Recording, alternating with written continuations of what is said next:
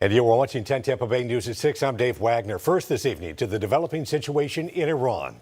Within the last 2 hours, U.S. Central Command confirmed the number of U.S. service members killed in action is now up to 6. And that comes as we learn new details on how long it could last. My co-anchor Courtney Robinson joins us live right now from outside McDill Air Force Base in South Tampa there. And Courtney, that's where U.S. Central Command is headquartered.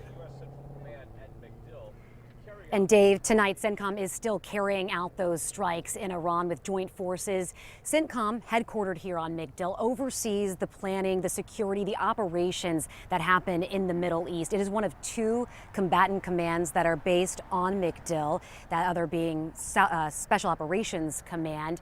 Also here on McDill, we have a very critical part of our air power that we're seeing in the sustained air campaign. We have the KC-135s. So those refuelers, they are what keeps the jets in the sky during this air campaign. We also had F-35s that were recently training here. Again, all of that very important to what we are seeing daily here in the Middle East. Today, President Trump said that while this looks to be like a 4 to 5 week operation, he is prepared to go longer.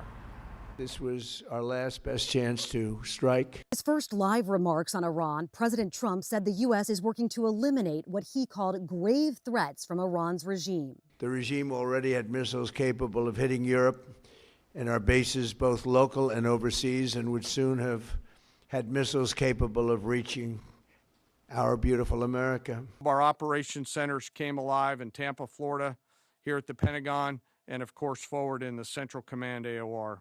The chairman of the Joint Chiefs of Staff said the flow of forces continues today, and Defense Secretary Pete Hegseth laid out the mission of what the Pentagon is calling Operation Epic Fury. Destroy the missile threat, destroy the Navy, no nukes. This is not Iraq. This is not endless. Iran is striking back, launching drones and missiles at allies that host American military bases in the region. We expect to take additional losses, and as always, we will work to minimize U.S. losses. I also spoke with former U.S. CENTCOM Commander Frank McKenzie about the timing of these strikes and the role McDill Air Force Base in Tampa plays in all of this. They fear President Trump. Iran fears him. They fear what he's willing to do. And he's shown over the last couple of days he's willing to do some pretty dramatic things when it comes to Iran. And that's been a game changer in the region. And that's been a game changer in the region going forward. What I know that Admiral Cooper and his team here at CENTCOM are doing is they're doing everything they can to make sure that our forces that are forward have the tools they need to fight, to prevail, to stay alive, and to come home to their families.